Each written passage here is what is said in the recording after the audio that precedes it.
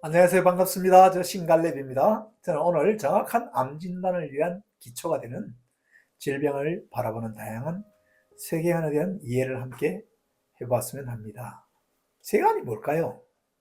세계관이라는 단어를 쓰면 많은 경우에 좀 뭔가 먹물이 들어가야 되나 이렇게 생각했지만, 세계관이란 생각하는 체계가 아니라 인식하는 틀이고 사물을 인지하는 방법이라고 할 수 있습니다. 세계관은 삶에 대한 시각만이 아니라 삶을 위한 시각도 되죠. 안경 같은 것, 이 안경 같은 것이라고 생각해 볼 수 있습니다. 근데 안경은 바라보는 도구이지 문제가 생기기 전까지는 안경 자체를 의심하지는 않죠. 우리가 안경을 사용하다가 뿌얘지면 먼지를 닦을 때만 안경 자체를 검찰할 뿐이죠. 세계관은 실제에 대한 우리의 기본적인 지도이며 우리가 살아가기 위해서 사용하는 지도라고 할 수 있습니다. 자, 세계관의 작동과 그 한계에 대해서 한번 생각해 보기로 합니다. 대립적이고 분석적이고 정복적인 세계관이 작동한 신뢰와 한계를 한번 생각해 보면, 이 방법이 바로 암을 다루는 방법, 수술하고 방사선하고 항암하는 것, 이런 방법이 바로 대립하고 분석하고 정복하는 세계관에 입각한 것인데요. 그 현실에서 작동한 신뢰가 전도한 방식이라고 생각할 수 있을 겁니다. 50 신군부의 사회문제인식과 처치 방법인 거죠. 그리고 또 조지 부시 대통령의 세계문제인식과 처치 방법을 생각해 볼 수 있습니다. 아프간에 탈레반과 빈라덴이라는 암이 생겼을 때 아들 부시는 그것을 제거하기 위해서 수술에 들어갔습니다. 그리고 방사선도 하고 항암도 하고, 처음에 빈라덴을 체포하지 못해서 애를 먹다가 나중에 빈라덴을 사살했습니다. 그렇지만 그때는 이미 전역에 다발성 전이가 일어난 상태였죠. 이라크에서도 사담 후세인이라는 암이 생겼더랬습니다. 부시가 사담 후세인이 쿠웨이트를 침공한 것을 사막의 폭풍작전이라는 이름으로 또 유럽연합군과 함께 격피했죠. 그리고 나서 10년이 되지난 2003년도에 아들 부시가 사담 후세인을 체포해서 처형하기 위해서 시도를 했습니다. 그때는 비교적 빨리 암 종양을 제거했지만, 그럼에도 불구하고 암 종양이라고 여기는 제거했지만 벌써 다른 지역으로 많이 전이가 일어난 상태가 되었습니다. 조지 부시 방법도 지금까지 암을 극복하는 데 가장 많이 사용되는 방법이라고 할 수 있습니다. 그것이 어떤 방법이냐 하면 조지고 부수는 방법이죠. 수술로 조지고 항암으로 조지고 방사선으로 붙이고 하는 방법입니다. 그렇지만 조지고 부신다고 문제가 제대로 해결되지 못한다는 것은 우리 경험을 통해서, 역사를 통해 명확히 알고 있습니다. 한국 외교부는 지금도 아프가니스탄과 이라크를 여행 제한국가로 지정해서 관리하고 있는데, 그것이 아직까지 문제가 진행 중이라는 사실을 반증하는 것이라고 할 것입니다. 그런데 우리가 해결해야 할 질병을 바라볼 때도 다양한 안경이 있습니다. 가장 지배적이고 우월하다고 생각하는 안경이 바로 서구 현대의학이 바라보는 안경인 거죠. 서구 현대의학은 암세포는 세포의 돌연변이가 되어서 생긴 것이고, 그것을 위해서는 수술을 하거나 방사선 항암을 하면 낫는다라는 것이죠. 그래서 저도 그 방법으로 열심히 치료를 해봤습니다. 그런데 제가 원하는 결과를 얻지는 못하고 점점 몸이 더 나빠만 갔습니다. 이렇게 계속 가다가는 내가 인생이 끝이 되겠구나 하는 생각이 들자 저는 그제서야 이 방법밖에 없을까 하는 의구심을 가지고 다른 대안을 찾아보게 됐습니다.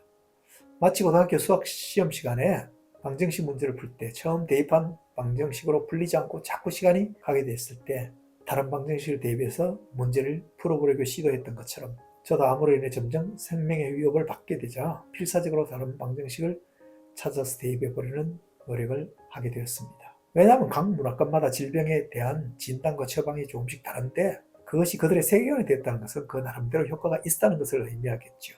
근데 아프리카 사람들은 병이 생기는 이유가 악한 영 때문에 생기고 주술을 하거나 기도를 하거나 함으로 치료를 시도한다는 것입니다.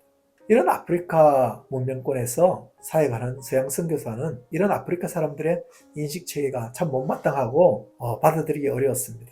그래서 한 서양 선교사가 휴가를 갔다가 돌아오면서 고별 현미경을 개인 사비로 사가지고 아프리카에 돌아옵니다. 돌아오자마자 가장 먼저 집에서 이 현미경을 끄집내서 세팅을 하고 배율을 조절해서 현지인 환자의 침을 채취해서 그게 놓고 쫙 살펴봤습니다.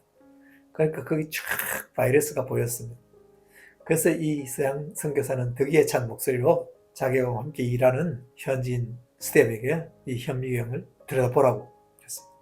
내가 평소에 아픈 사람들은 악한 영 때문에 아픈 게 아니고 바이러스에 감염된 것이라고 그러고 열심히 말했는데 안 믿었는데 이 현미경 한번 살펴보라고 했어요. 그러다 이 현지인은 현미경을 열심히 쳐다보고 보이는 물질을 보고 나서는 이렇게 말했어요. 아, 악한 영이 저런 모습도 띠고 있구나 라고요. 그러자 서양 선교사는 기도 안 차했습니다. 근데 저는 이런 질문을 던져보고 싶어요. 현미경에 보인 것이 바이러스일까요? 악한 영일까요? 그것은 바이러스라고 말할 수 있고 악한 영이라고도 말할 수 있을 것입니다. 사물과 현실을 어떤 의의로 어떻게 규정하느냐의 문제이지 그것이 바이러스이고 악한 영이 아니다 라고 한다면 그것은 지나친 자기중심적인 해석이 되겠죠. 또한 인도 남부에 살고 있는 다니족은 사람이 아픈 이유는 혼이 떠나가서 아프다고 하며 또 혼을 다시 불러들이는 의식을 함으로 치유를 시도합니다. 그리고 남태평양에 살고 있는 멜라네시아 사람들은 깨어진 관계 때문에 질병이 왔다고 생각합니다.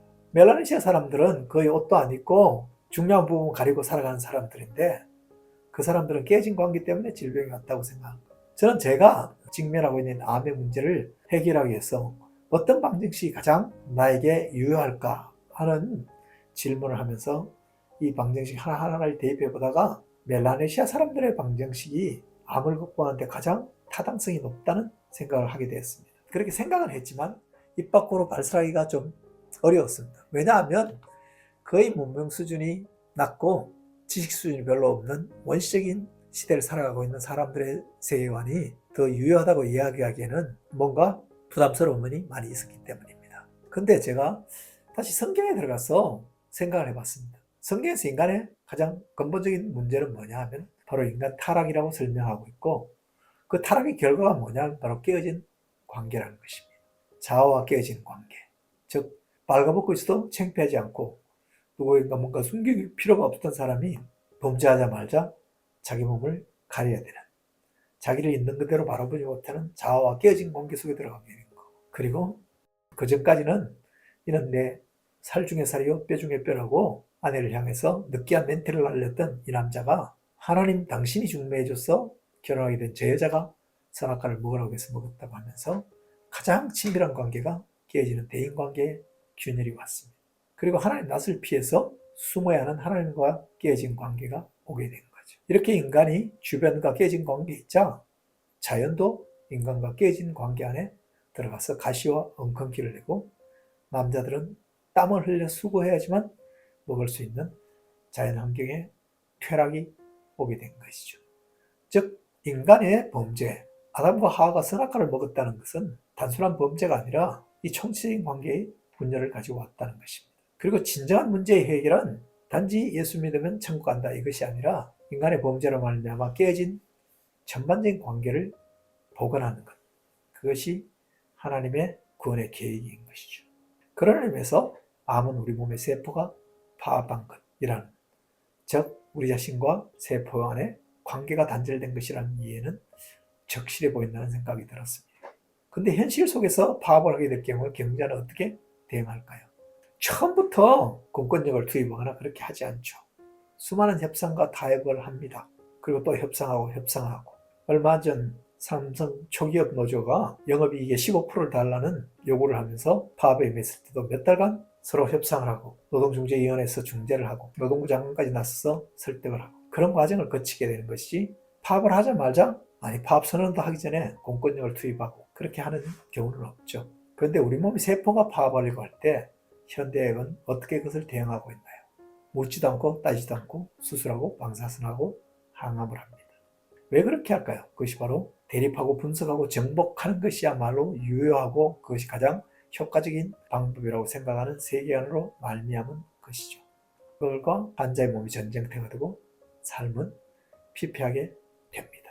얼마 전 트럼프가 이란을 침공했을 때도 마찬가지입니다. 그렇게 침공했지만 양쪽 다 얻은 건 없고 잃은 것만 있고 전 세계가 고유가로 말미암아 고통을 받게 되는 그런 무모한 일을 하는데 그것이 가장 나은 것처럼 생각하는 것이 우월한 힘을 가지면 대립하고 분석하고 정복하는 것이 가장 지름길이라고 생각하는 성급함의 오리라고 생각합니다.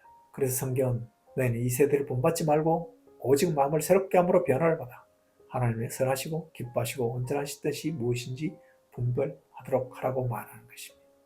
무조건 이 세대가 주장하는데 컨폼당해서 찍혀서 사시지 마시고 진실이 무엇인지를 직면하는 세계관적인 사고가 여러분에게 있고 그로 말미암아 참되고 풍성한 생명을 취하는 결론으로 나아갈 수 있기를 축원합니다. 감사합니다.